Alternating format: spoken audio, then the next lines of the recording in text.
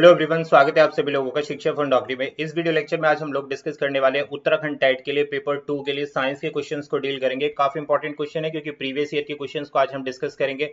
Science paper 2 के लिए ये वीडियो रहेगा 2021 के क्वेश्चन से। काफी इंपॉर्टेंट सेशन है भाई, तो वीडियो को लास्ट तक देखना। जितने भी साइंस वाले स्टूडेंट हैं उन सभी के लिए पेपर 2 के लिए काफी यूजफुल रहने वाली वीडियोस थोड़ा सा डिले हो रही थी लेकिन अब टाइम पर आएंगी आपके लिए।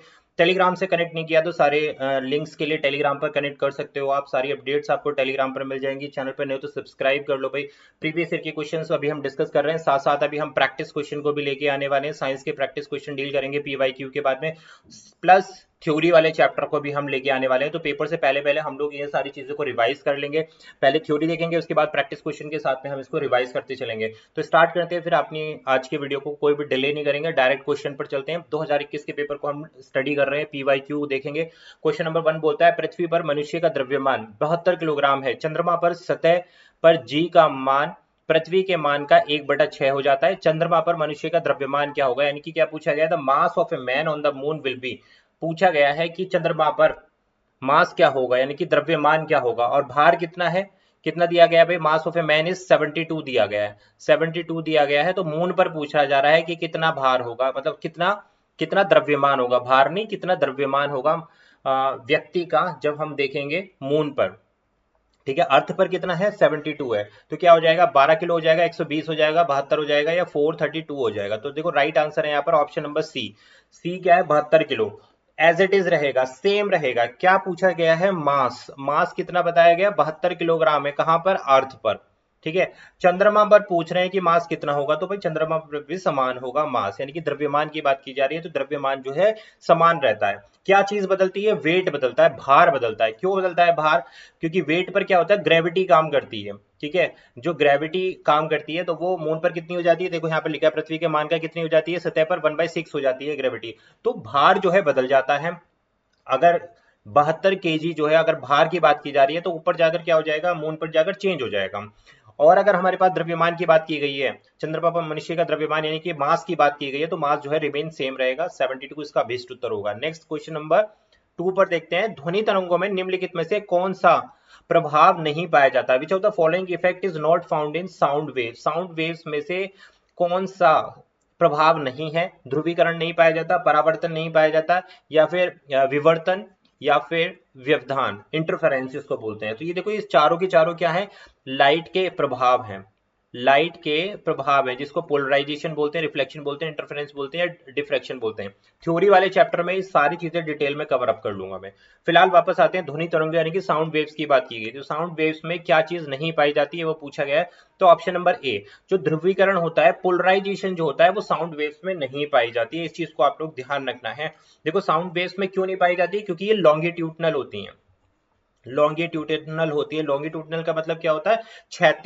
36 वेव होती हैं ये, यानी कि एक्स एक्सिस। देखो दो दो एक्सिस होते हैं ना, ये हो गया वाई एक्सिस हो गया, और ये हो गया हमारा एक्स एक्सिस। जो साउंड वेव जो होती है लॉन्गिट्यूडिनल कब बोलेंगे? जब हम इस तरीके से प्रोपेगेट करते हुए जाएंगे, वो एक्स एक्सिस के समांतर जब चलती हैं तो लॉन्गिट्यूडिनल वेव्स होती हैं। और अगर ऊपर की तरफ उठती हैं, वाई एक्सिस में उठती हैं वेव्स, तो वो क्या कहलाती है? ट्रांसवर्स कहलाई जाती है, यानी कि ऊर्ध्वाधर में कहलाई जाती हैं। तो ध्रुवीकरण क्यों नहीं पाया जाता? क्योंकि साउंड वेव्स क्या है भाई? लॉन्गिट्यूडिनल वेव्स होती हैं। ठीक है, तो केवल साउंड वेव्स में ही आपका पोलराइजेशन नहीं पाया जाता है।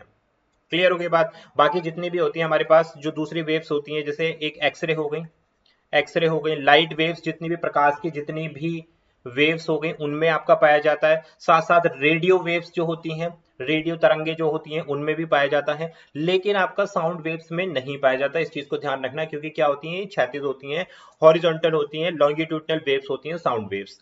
नेक्स्ट क्वेश्चन नंबर 3 पर, यदि किसी द्रव के ऊपर दाब बढ़ जाता है तो उसका क्वथनांक क्या होगा? If the pressure over the liquid is increase, उसका बॉइलिंग पॉइंट क्या हो जाएगा? क्या बोला गया है कि कोई लिक्विड है भाई, लिक्विड पर क्या बढ़ा दिया जा रहा है? प्रेशर बढ़ा दिया जा रहा है, यानी कि दबाव बढ़ा दिया जा रहा है। तो उसका क्वथनांक यानी कि बॉइलिंग पॉइंट पर क्या प्रभाव पड़ेगा? बढ़ेगा, नहीं बदलेगा, पहले घटेगा फिर बढ़ेगा, या फिर घट जाएगा? तो देखो राइट आंसर क्या है? ऑप्शन नंबर ए है। क्या हो जाएगा? बॉइलिंग पॉइंट भी इंक्रीज हो जाएगा। ए इसका राइट आंसर है। क्या बोला गया था हमसे? प्रेशर को बढ़ाया गया है भाई। देखो जब प्रेशर को इंक्रीज करोगे तो आपका क्या हो जाएगा? जो बॉइलिंग पॉइंट है वो भी इंक्रीज हो जाएगा। तो ऑप्शन नंबर ए हो जाएगा, इंक्रीज होगा प्रेशर के बढ़ने के साथ बॉइलिंग पॉइंट भी। तो A is the right answer. Question number 4, अधिकतम प्रवेशन शक्ति के साथ विकिरण है radiation with maximum penetration power. कौन सी विकिरण में सबसे ज्यादा भेदन क्षमता होती है? पेनिट्रेशन मतलब भेदन क्षमता। अवरक्त किरणें, पराबैंगनी किरणें, एक्सरेज या gamma rays, infrared, ultraviolet, x rays या गामा रेज। तो राइट आंसर क्या है हमारे पास? ऑप्शन नंबर डी, जो गामा रेज होती है उनकी सबसे ज्यादा हाईएस्ट पेनिट्रेटिंग पावर होती है, यानी कि भेद करने की क्षमता, भेदने की क्षमता किसकी ज्यादा होती है? ध्यान रखो हमेशा गामा रेज की सबसे ज्यादा होती है, हाईएस्ट होती है। 1000 टाइम्स यानी कि 1000 गुना होती है किसकी? अल्फा रेज के कंपैरिजन में। अगर हम बात करें अल्फा किरणों की, तो अल्फा किरणों से 1000 गुना जो है ज्यादा होती हैं गामा रेज की भेदन क्षमता, पेनिट्रेटिंग पावर। तो ऑप्शन नंबर डी इसका राइट आंसर हो गया। ठीक है, इंफ्रारेड रेज क्या होती हैं? इंफ्रारेड रेज होती हैं भाई आपका इलेक्ट्रोमैग्नेटिक वेव होती हैं। कौन सी? इंफ्रारेड वेव, जिसको हम अवरक्त किरणें बोल रहे हैं। क्लियर हो गई बात भाई? इनकी क्या होती है? लॉन्गेस्ट, सबसे बड़ी जो है वेवलेंथ यानी कि तरंग दैर्घ्य, सबसे ज्यादा इनमें क्या होती है? तरंग दैर्घ्य होती है। किसकी बात हो रही है? इंफ्रारेड वेव्स की बात हो रही है, जिनको इलेक्ट्रोमैग्नेटिक वेव्स बोला जाता है। जितनी भी हमारी विजिबल लाइट वेव्स होती हैं वो क्या होती है? उनकी तरंग दैर्घ्य क्या होती है? छोटी होती है, शॉर्ट होती है उनकी वेवलेंथ। क्लियर हो गई बात? नेक्स्ट बढ़ेंगे क्वेश्चन 5 के साथ में। पूर्ण आंतरिक परावर्तन संभव है जब प्रकाश डैश से आता है। Total internal reflection is possible when light travels for. बहुत इंपॉर्टेंट टॉपिक है साइंस के लिए, अगर आप तैयार कर रहे हो तो ये one of the most important topic आता है भाई। टोटल इंटरनल रिफ्लेक्शन क्या होता है ये आपको समझना होगा। अब इसमें क्या पूछा है? Total internal reflection is possible when light travels from, जब प्रकाश एक माध्यम से दूसरे माध्यम में चलता है। तो कैसे? वायु से जल में, वायु से कांच में, जल से कांच में, या कांच से जल में। तो राइट आंसर क्या है यहाँ पर? ऑप्शन नंबर डी इसका राइट आंसर है। क्या होता है टोटल इंटरनल रिफ्लेक्शन जो है? किसमें होता है? कांच से जल में। कांच क्या है? सघन माध्यम है, डेंसर मीडियम जिसको बोलते हैं। जब प्रकाश की किरण सघन माध्यम से कम सघन वाले माध्यम में जाती है तो पूर्ण आंतरिक परावर्तन संभव होता है। यही पूछा गया है, प्रकाश का पूर्ण आंतरिक परावर्तन कब संभव होता है? जब प्रकाश की वेव कांच से कहां जा रही है? जल में जा रही है। कांच क्या है? हायर या डेंसर आप बोल सकते हो, डेंसर मीडियम। डेंसर मीडियम को हम क्या बोलते हैं? सघन माध्यम बोलते हैं। सघन से जब विरल माध्यम में जाती है, विरल माध्यम से जाती है, तो ग्लास जो है डेंस मीडियम है, यानी कि सघन माध्यम है। और पानी जो है कम सघन माध्यम है ग्लास की तुलना में। तो कहां से? कांच से जब ग्लास में जाती है वेव्स, तो क्या होता है? पूर्ण आंतरिक परावर्तन संभव होता है। तो option D is the right answer. Next question 6, विकिरण प्रदूषकों के उदाहरण में से एक है। One of the examples of radiation pollutant is. इनमें से कौन से एक विकिरण प्रदूषक है? SO2 है, O3 है, आयोडीन 131 है, या बिजली के बेकार बल्ब। तो भाई ये तो नहीं है, बिजली के बेकार बल्ब तो नहीं है। यहाँ पर क्या पूछा गया है? विकिरण प्रदूषक, जिसको हम रेडिएशन पॉल्यूटेंट बोलते हैं। तो उनमें से जो है ऑप्शन नंबर 20 का राइट आंसर है। क्वेश्चन नंबर 6 के लिए क्या है भाई? यहाँ पर O3 ओजोन जो है रेडिएशन पॉल्यूटेंट है। ऑप्शन बी, बहुत आसान क्वेश्चन था भाई ये। नेक्स्ट क्वेश्चन, एक और आसान क्वेश्चन पता होना चाहिए आप लोगों को। थ्योरी वाले चैप्टर में कोशिश करूंगा कवर अप कराने की। नोट्स सारे आपको मैं प्रोवाइड करा रहा हूँ टेलीग्राम ग्रुप पे, लिंक नीचे दिया है, बाई कर सकते हैं भाई। देखो जैसे ये चैप्टर कंप्लीट होते जा रहे हैं, जैसे जैसे आपके चैप्टर कंप्लीट हो जाएंगे, नोट्स में सारे प्रोवाइड कराता चला जाऊंगा। इस चीज की टेंशन बिल्कुल मत लो, पेपर से काफी पहले मैं इस चीज को कंप्लीट करा दूंगा। देखो मैथ्स के लिए मैं सबसे लास्ट में कराने वाला हूँ। मैथ्स के लिए मैं अपनी इतनी सियोरिटी नहीं दे रहा हूँ नोट्स की, लेकिन हाँ भाई जितने भी नोट्स हैं आपके, साइंस के नोट्स हैं, साथ साथ SST के बहुत सारे चैप्टर्स अभी मेरे प्रिपेयर्ड हैं, नोट्स आने वाले हैं। उसके साथ साथ CDP के ऑलमोस्ट मैंने सारे नोट्स प्रोवाइड करा दिए हैं। हिंदी के जितने भी थ्योरी चैप्टर हैं और MCQs हैं वो आपको मिल जाएंगे। साथ साथ इंग्लिश के भी प्रैक्टिस क्वेश्चन, MCQs और PYQ भी आपको नोट्स की फॉर्म में मिल जाएंगे। तो आई थिंक इतना कंटेंट काफी है। कुछ आप लोग भी स्टडी करोगे, NCERT की बुक्स के साथ में आप रेफर करो, है ना, तो आप आराम से क्लियर कर सकते हो। मैं आपको यहाँ से गाइड कर रहा हूँ, स्टडी कंटेंट में आपको टेलीग्राम चैनल में प्रोवाइड करा रहा हूँ। जितने भी क्वेश्चंस मैं यहाँ करा देता हूँ, जितने भी थ्योरी चैप्टर में करा देता हूँ, वो सारी चीजें आपको टाइमली मिल जाएगी, इंपॉर्टेंट मिलेगी। ऐसा नहीं है कि इंपॉर्टेंट चीजें नहीं मिलेंगी, सारी चीजें आपको इंपॉर्टेंट ही मिलने वाली है। कोयले का शुद्धतम रूप पूछा गया था, क्या होता है? लिग्नाइट होता है, बिटुमिनस होता है, एंथ्रासाइट होता है, या फिर पीट होता है। तो राइट आंसर क्या है क्वेश्चन नंबर 7 का? ऑप्शन नंबर सी इसका राइट आंसर है। जो एंथ्रासाइट होता है वो क्या है भाई? प्योरेस्ट फॉर्म ऑफ कार्बन है। अब प्योरेस्ट फॉर्म ऑफ कार्बन में क्या होता है भाई? एंथ्रासाइड में क्या होता है? 95% तक जो है किसकी प्रतिशत होती है? कार्बन की प्रतिशतता पाई जाती है। जब कार्बन कंटेंट देखेंगे एंथ्रासाइड में तो 95% क्या निकलेगा भाई? इसमें कार्बन कंटेंट निकलेगा। क्लियर हो गई बात? और इसके साथ साथ क्या मिलेगा इसमें? हाईएस्ट कार्बन कंटेंट और एनर्जी कंटेंट। भाई देखो कार्बन कंटेंट से क्या मतलब है, कार्बन जब एनर्जी को रिलीज करेगा तभी तो फायदा होगा। कोयले से क्या बनता है, एनर्जी तो प्रोड्यूस होती है जब उसको बर्न करते हैं, तो कार्बन से हाईएस्ट एनर्जी भी मिलेगी और हाईएस्ट कार्बन कंटेंट भी रहेगा। कौन सा है भाई शुद्धतम रूप, एंथ्रासाइट है। ऑप्शन नंबर सी इसका बेस्ट उत्तर। नेक्स्ट क्वेश्चन नंबर 8 आता है, शुष्क बर्फ का गलनांक क्या होता है, melting point of pure ice. Important है और बहुत आसान सा क्वेश्चन है भाई। 273 केल्विन, 0 केल्विन, 273 केल्विन या 300 केल्विन। क्या पूछा गया, केल्विन में पूछा गया है। शुष्क बर्फ जो ड्राई आइस होती है उसका मेल्टिंग पॉइंट पूछा गया है। तो right answer option number A इसका राइट आंसर है। क्या है भाई, 273 केल्विन। अगर इसको डिग्री सेंटीग्रेड में पूछ लिया, अगर ऑप्शन यहाँ पर डिग्री सेंटीग्रेड में होते तब क्या हो जाता, तो ये 0 डिग्री सेंटीग्रेड हो जाता। तो इस चीज को आपको ध्यान रखना है। आपसे केल्विन में पूछा गया था तो यहाँ पर क्या हो गया, 273 हो गया, और आपसे डिग्री सेंटीग्रेड में पूछा जाता तो क्या बन जाता है, यहाँ पर 0 डिग्री सेंटीग्रेड हो जाता। छोटी छोटी चीजें मिस नहीं करनी है। क्वेश्चन 9, जीवित जीव द्वारा दिया गया प्रकाश क्या कहलाता है, the light given out by living bodies. जो जीवित बॉडीज हैं, जो जीवित वस्तुएं हैं, तो उनसे आने वाला, जीवित जीव से आने वाला प्रकाश क्या कहलाता है, प्रतिदीप्ति कहलाता है, बायोलुमिनेसेंस कहलाता है, लुमिनेसेंस कहलाता है, या इनमें से कोई नहीं। तो लाइट वाला चैप्टर आप देख लो कितना ज्यादा इंपॉर्टेंट है। आपको जो थ्योरी वाले चैप्टर में लाइट वाले चैप्टर को बहुत अच्छे से प्रिपेयर करना है। इसके साथ साथ जो ग्लास वाला चैप्टर है वो प्रिपेयर करना है। एक लेंस वाला चैप्टर आता है, आपको उसको प्रिपेयर करना है। इसके साथ साथ आपका वेव्स वाला, तरंग वाला, ये मैं इसका थ्योरी चैप्टर में फटाफट लेके आ रहा हूँ। थ्योरी चैप्टर इसका रेडी है। मैग्नेट्स वाला एक चैप्टर आता है। तो ये इंपॉर्टेंट चैप्टर है भाई, जिसको आपको मिस नहीं करना है बिल्कुल भी। इन सारे चैप्टर से क्वेश्चन डेफिनेटली बनते हैं साइंस में, और ज्यादा टफ नहीं है। वही सारी चीजें जो आपने पढ़ी हैं। कहाँ से कहाँ तक की बात कर रहा हूँ मैं, 6, 7, 8, ज्यादा से ज्यादा 9, 10, 10th भी बहुत ही रेयर जाता है, उस लेवल पर क्वेश्चन नहीं पूछते हैं। 8, 9 लेवल तक क्वेश्चन आपसे पूछ लेंगे। तो यहाँ पर क्वेश्चन नंबर 9 का राइट आंसर क्या रहेगा भाई, ऑप्शन नंबर बी। इसको क्या बोलते हैं, बायोलुमिनेसेंस बोलते हैं। जब जीवित जीव द्वारा प्रकाश मिलता है तो इसको बायोल्यूमिनेसेंस कहा जाता है। ठीक है, emissions of light. Next question number 10, धातु जो ऊष्मा और विद्युत का सुचालक है वह क्या कहलाता है, non metal which is a good conductor of heat and electricity. हीरा है, सल्फर है, ग्रेफाइट है, या फिर फॉस्फोरस है। डायमंड, सल्फर, ग्रेफाइट या फिर फॉस्फोरस। तो क्वेश्चन नंबर 10 के लिए जो राइट आंसर रहेगा वो है हमारे पास ऑप्शन नंबर सी। ग्रेफाइट जो है भाई हमारा ऐसा धातु है, ऐसा नॉन मेटल है जो ऊष्मा का, हीट का और विद्युत का, इलेक्ट्रिसिटी का, दोनों का सुचालक है। सुचालक यानी कि गुड कंडक्टर, जिसके थ्रू इलेक्ट्रिसिटी इजीली पास कर सकती है। तो वो ग्रेफाइट है। यहाँ पर ऑप्शन नंबर सी जो है ऐसा नॉन मेटल है जो गुड कंडक्टर है हीट ऑफ इलेक्ट्रिसिटी दोनों का, इसीलिए क्वेश्चन यहाँ पर पूछा गया है। तो सी इसका राइट आंसर। नेक्स्ट क्वेश्चन बढ़ते हैं 11, फॉस्फोरस के एक अणु का सूत्र क्या है। बिल्कुल आसान सा क्वेश्चन है, देख लो भाई 2021 का ही ये क्वेश्चन है, यू टेट के लिए मैं बात कर रहा हूँ। तो आपको बहुत अच्छे से साइंस को प्रिपेयर करना है, क्योंकि मैथ्स वाला क्या सीन है मैं बता देता हूँ आपको। मैथ्स में जो पेडागोजी के क्वेश्चन है वो आप इजीली, पेडागोजी के क्वेश्चन को आप इजीली कर सकते हो, है ना। और कितने क्वेश्चन मिलेंगे आपको, 6 से 7 नंबर के क्वेश्चंस मिल जाएंगे पेडागोजी के। पेडागोजी की मैं बहुत अच्छे से प्रैक्टिस करा दूंगा। साइंस में भी पेडागोजी के क्वेश्चंस मिलेंगे, वो भी आपको 6 से 7 नंबर के पेडागोजी के क्वेश्चंस मिल जाएंगे। तो मैं मोटा मोटा कह रहा हूँ 6 नंबर यहाँ से, 6 नंबर यहाँ से, यानी कि 12 नंबर तो आपके यहाँ से बन गए 60 में से। पेडागोजी तो गलत करनी ही नहीं है। अब मैथ्स में अगर और जितने क्वेश्चन आप मैक्सिमम अटेम्प्ट कर सकते हो राइट, तो वो करो। अदरवाइज मैथ्स में ज्यादा टाइम देना ही नहीं है, क्योंकि यहां से क्या होता है, पेपर आपका कंज्यूम कर लेता है टाइम, और आप साइंस को अटेम्प्ट नहीं कर पाते। पहले आपको साइंस को अटेम्प्ट करना है, मैथ्स में से पेडागोजी क्वेश्चंस को अटेम्प्ट करना है, सारे पार्ट्स अटेम्प्ट कर लेने। उसके बाद जब आपको टाइम मिलता है तो मैथ्स के जो न्यूमेरिकल पोर्शन है वो अटेम्प्ट करना है। पहले आपको पेडागोजी देखनी है सभी की।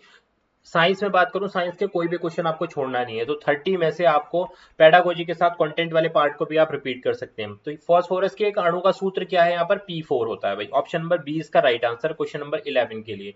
Next question 12, the reason for using aluminium AI in the alloy of duralumin. भाई ड्यूरालुमिन मिश्र धातु में एल्यूमिनियम का उपयोग करने का क्या कारण है। एल्यूमिनियम भंगुर होता है, शक्ति कम देता है, हल्कापन लाता है, या गलनांक कम होता है। तो राइट आंसर है एल्यूमिनियम क्या होता है भाई, लाइट होता है, लाइट इन वेट होता है, हल्का होता है। AI इसको हम इसलिए हम इसको AI नहीं AL सॉरी, इसलिए हम एल्यूमिनियम का इस्तेमाल करते हैं, क्योंकि ये लाइट वेट में होता है और उसके साथ साथ इसकी जो स्ट्रेंथ होती है, यानी कि जो इसमें शक्ति होती है वो ज्यादा होती है। भार हल्का हो गया, वेट लेस हो गया, और पावर ज्यादा दे रहा है, तो इसीलिए हम उसी मेटल का इस्तेमाल करेंगे ना। ऐसा तो नहीं है कि जिसकी शक्ति जो कम देगा और भारी भरकम हो, उससे क्या फायदा होगा। तो option number C is the right answer, जो लाइट वेट का होगा एल्यूमिनियम, और दूसरा जो स्ट्रेंथ है, जो क्षमता है वो उसकी ज्यादा है। नेक्स्ट क्वेश्चन 13, निम्नलिखित में से कौन सा सही से मैच किया है? तो यहाँ पर क्या दिया है, देखो एसिड्स के बारे में दिया, lactic acid, tartaric acid, malic acid या फिर एसिटिक एसिड। तो यहाँ पर ये सारी चीजें दी हैं, आपको सही से मैच करनी है, तो कौन सा सही ग्राम होगा? तो देखो जो इसका सही ग्राम है वो है ऑप्शन नंबर बी, यहाँ पर बोला गया है। बी में क्या बोला गया है? पहला, खट्टा दूध में क्या होता है भाई? लैक्टिक एसिड होता है, बिल्कुल सही है भाई। लैक्टिक एसिड पाया जाता है खट्टे दूध में, और लैक्टिक एसिड का फॉर्मूला क्या होता है? लैक्टिक एसिड का आपको सूत्र पता होना चाहिए, कई बार पूछ लिया जाता है आपसे। क्या होता है सूत्र हमारे पास? C3H6O3। ये क्या है भाई? लैक्टिक एसिड का सूत्र है, किसमें पाया जाता है? खट्टे दूध में पाया जाता है। अंगूर में क्या है हमारे पास में? ग्रेप्स में टार्टरिक एसिड है, बिल्कुल सही है भाई। अब टार्टरिक एसिड का फॉर्मूला क्या होता है? C4H6O6। क्या है हमारे पास? ग्रेप्स जो अंगूर होते हैं उसमें टार्टरिक एसिड पाया जाता है। नेक्स्ट हमारे पास ऑप्शन नंबर आता है 4, सिरके में क्या होता है? एसिटिक एसिड, यानी कि विनेगर में कौन सा एसिड पाया जाता है? Acetic acid. तो एसिटिक एसिड का सूत्र क्या होता है? सिंपल है, COOH ग्रुप लगा होता है, CH3COOH। इसके बाद यहाँ पर क्या दे रखा है? Bee sting. अब देखो मधुमक्खी के डंक में मैलिक अम्ल नहीं होता, इसलिए ये गलत है। मधुमक्खी के डंक में क्या पाया जाता है? Formic acid. बहुत पूछा जाता है साइंस में क्वेश्चन, मधुमक्खी के डंक में कौन सा एसिड मौजूद होता है? तो फॉर्मिक एसिड होता है। फॉर्मिक एसिड का सूत्र क्या होता है? सिंपल, HCOOH जो है फॉर्मिक एसिड का सूत्र होता है, मधुमक्खी के डंक में पाया जाता है। लेकिन इन्होंने कहा यहाँ पर मैलिक एसिड है, तो इसलिए ऑप्शन थर्ड यहाँ से हट गया। पहला सही है, दूसरा सही है और चौथा सही है। सबके मैंने आपको रासायनिक सूत्र बता दिए। क्वेश्चन 14, क्रिस्टलीकरण के संदर्भ में निम्नलिखित में से कौन सा सही युग्म है? यह एक भौतिक परिवर्तन है, इसका उपयोग शुद्ध पदार्थ प्राप्त करने के लिए किया जाता है। तो आपको ये बताना है क्रिस्टलीकरण जो है इन दोनों में से सही है। हाँ जी बिल्कुल सही है। 14 के लिए राइट आंसर क्या है? ऑप्शन नंबर सी है। ये कैसा है? भौतिक परिवर्तन होता है क्रिस्टलीकरण में, एक फिजिकल चेंज होता है। Use to obtain pure substance, यानी कि इसका उपयोग शुद्ध पदार्थ प्राप्त करने के लिए किया जाता है। क्रिस्टलीकरण एक प्रक्रिया होती है जो भौतिक परिवर्तन पर बेस करती है, इससे शुद्धतम रूप निकाला जाता है। पानी का जैसे आइस का क्रिस्टलीकरण किया जाता है, तो ये प्रोसेस है। पढ़ा होगा आपने साइंस में, 7th 8th क्लास में आपने ये पढ़ लेते हैं। नेक्स्ट क्वेश्चन आता है हमारे पास में 15, सारिका ने एक बोतल में आसुत जल लिया और यह पता लगाने की कोशिश की कि यह बिजली का संचालन करता है या नहीं। उसे क्या मिलने की संभावना है? सारिका ने क्या किया? एक डिस्टिल्ड वाटर लिया, तो उसमें देखा है कि ये विद्युत का सुचालक है या नहीं। तो ये विद्युत का सुचालक है, या ऊष्मारोधी है यानी कि इंसुलेटर है, या विद्युत का कुचालक, या उपयुक्त में से कोई नहीं। तो 15 के लिए राइट आंसर क्या रहेगा भाई? जो डिस्टिल्ड वाटर होता है वो ऊष्मारोधी होता है, यानी कि इंसुलेटर होता है, ऊष्मा का कुचालक होता है। ठीक है, ऑप्शन नंबर बी। हमेशा ध्यान देना, जो भी डिस्टिल्ड वाटर होते हैं यानी कि प्योरेस्ट फॉर्म में जो डिस्टिल्ड वाटर जो होते हैं हमारे, क्या है? पुअर कंडक्टर ऑफ इलेक्ट्रिसिटी होते हैं, उनमें से इलेक्ट्रिसिटी पास नहीं हो सकती है, इसलिए हम इसको बोले। अब डिस्टिल्ड वाटर में क्या होता है भाई? देखो जितने भी लवण होते हैं, जो साल्ट होते हैं, वो मौजूद नहीं होते हैं भाई। लवण होंगे तभी उसमें से आपकी ऊष्मा या फिर इलेक्ट्रिसिटी पास हो पाएगी, क्योंकि वो आयंस में डिवाइड हो जाता है। तो इसलिए क्या है? ये बैड कंडक्टर है, ऊष्मारोधी है डिस्टिल्ड वाटर। अगर उसमें सॉल्ट मिला दिया जाए, लवण मिला दिया जाए, तो भाई वो क्या बन जाएगा? गुड कंडक्टर बन जाएगा। तो option number B, distilled water जो आसुत जल होता है वो इंसुलेटर होता है। नेक्स्ट क्वेश्चन 16, एक नैनोमीटर का मान क्या होता है? One of value of the nanometer. देखना कितना आसान क्वेश्चन पूछा गया है 2021 में। इसी तरीके के क्वेश्चन देखने के लिए आपको मिलेंगे, तो यहाँ से आपको समझ आ रही है कि आपको क्या प्रिपेयर करना है और क्या पढ़ना है। सिलेबस बहुत ज्यादा है, लेकिन हमें कन्फाइंड करके पढ़ना है, यानी कि इंपॉर्टेंट चीजों को पढ़ना है। 1 nanometer is equal to, option number देखते हैं, 10⁻³ -3 -4 -5 या फिर -9। तो क्वेश्चन नंबर 16 के लिए 16 तो हमने ऑलरेडी कर लिया आई थिंक, नहीं क्वेश्चन 15 ही किया है। तो ठीक है, तो क्वेश्चन नंबर 16 के लिए हमारे पास राइट आंसर क्या है भाई? ऑप्शन नंबर क्या रहेगा हमारे पास? क्वेश्चन नंबर 16 के लिए option number C, 10⁻⁻1 nanometer. Option number C इसका अभिष्ट उत्तर रहेगा। ठीक है, 10⁻⁻5 क्वेश्चन नंबर 16 के लिए। नेक्स्ट, नहीं नहीं नहीं नहीं, 10⁻³ होगा इसका। भाई हम गड़बड़ कर रहे हैं यहाँ पे, 10⁻³ होगा। नैनोमीटर कितना आएगा? 3 में आएगा, तो ऑप्शन सी गलत है इसका, 10⁵ नहीं होगा भाई, ऑप्शन नंबर ए होगा इसका, 10⁻³ माइक्रोन। क्लियर होगी बात? नेक्स्ट बढ़ेंगे क्वेश्चन 17, जब कोई तरंग एक माध्यम से दूसरे माध्यम की ओर जाती है तो उसमें क्या, किस चीज का परिवर्तन होता है, ये आपको बताना है। जब when a wave goes from one medium to another there is a change in, किस में होगा चेंज? वेग में, वेलोसिटी में होगा, आयाम में होगा, आवृत्ति में होगा, या फिर तरंग दैर्ध्य में होगा। ठीक है, तो किन चीजों में होगा? ऑप्शन सही विकल्प देखते हैं। राइट आंसर क्या रहेगा इसमें? Option number C frequency same रहेगी, फ्रीक्वेंसी सेम रहेगी, बाकी सब में परिवर्तन होगा। तो हाँ, ऑप्शन नंबर सी इसका राइट आंसर रहेगा। देखो कैसे राइट आंसर होगा वो हम देख लेते हैं। क्या पूछ रहे हैं, एक माध्यम से दूसरे माध्यम में जा रहे हैं तो फ्रीक्वेंसी यानी कि जो आवृत्ति होती है ना वो कंडीशंस पर डिपेंड करती है। इनिशियल कंडीशन में स्टार्टिंग की कंडीशन पर डिपेंड करती है आवृत्ति, बाकी वेग भी बदल जाता है, आयाम भी बदल जाएगा, वेवलेंथ भी बदल जाएगी, आवृत्ति चेंज नहीं होगी। क्लियर होगी बात। तो ऑप्शन नंबर सी में देखो 1, 2 और 4 मेंशन है। नेक्स्ट आता है क्वेश्चन नंबर 18, एम द्रव्यमान के एक कण का संवेग कितना है, पी है, इसकी गतिज ऊर्जा क्या होगी, काइनेटिक एनर्जी पूछी है, और मोमेंटम ऑफ ए पार्टिकल कितना दिया है हमारे पास, पी दिया है। तो देखो इसका फॉर्मूला होता है, आपको पता है काइनेटिक एनर्जी जो गतिज ऊर्जा होती है किसकी, क्या होता है फॉर्मूला इसका, हाफ एम वी स्क्वायर होता है, और potential energy P is equal to क्या होता है, एम इंटू वी। तो यहां से वी की वैल्यू काइनेटिक एनर्जी से निकाल के यहाँ पर रख दो आप। क्लियर हो गई बात। तो आपसे पूछा जा रहा है यहाँ पर कि क्या होगी, यहाँ पर पोटेंशियल एनर्जी आपसे पूछा जा रहा है कि क्या होगी, वो आपको बताना है, बस सिंपल सी बात है। तो फॉर्मूले में मैंने आपको रख दिया। तो v की वैल्यू हमारे पास क्या निकल के आएगा, v की वैल्यू 2ke अपॉन p निकल के आएगी, यानी कि इस वाले फॉर्मूले से, ये जो फॉर्मूला रखा है यहां से मैंने v की वैल्यू क्या निकाल ली, 2ke अपॉन p। और फॉर्मूला क्या हमारे पास, संवेग का p is equal to m गुणा v की वैल्यू क्या रख देंगे, 2ke अपॉन p। तो क्लियर होगी बात। तो अब हमारे पास क्या आ गई, सॉरी हाँ ठीक है बिल्कुल सही है। तो हमारे पास क्या आ जाएगा, p से p की मल्टीप्लाई करेंगे हम तो क्या हो जाएगा, p स्क्वायर हो जाएगा, इनटू हमारे पास m हो जाएगा, डिवाइड बाय 2 हो जाएगा, और इधर क्या आ जाएगी, गतिज ऊर्जा पूछी थी तो काइनेटिक एनर्जी 2m अपॉन ये p स्क्वायर m अपॉन 2 हो जाएगा। तो ऑप्शन नंबर ए इसका अभिष्ट उत्तर हो जाएगा। क्या हो गई, kinetic energy p square m upon 2 कैसे निकल के आई वो मैंने सब आपको बता दिया। Kinetic energy is equal to half M V square, और momentum p is equal to m into V. Kinetic energy से v की वेलोसिटी निकाल के इस वाले फॉर्मूले में रख दिया, यहां से हमने क्या निकाल लिया, काइनेटिक एनर्जी का हमारा सूत्र निकल के आ गया। नेक्स्ट क्वेश्चन नंबर 19, निम्नलिखित में से कौन सा जीव केवल परपोषी कोशिका के ही भीतर जनन करता है, which of the following reproduce inside a host cell, जीवाणु है, विषाणु है, अमीबा है, फफूंदी है। तो वायरस जो होता है ना वो क्या करता है, केवल परपोषी कोशिका के भीतर ही जनन करता है। ऑप्शन नंबर बी इसका राइट आंसर है।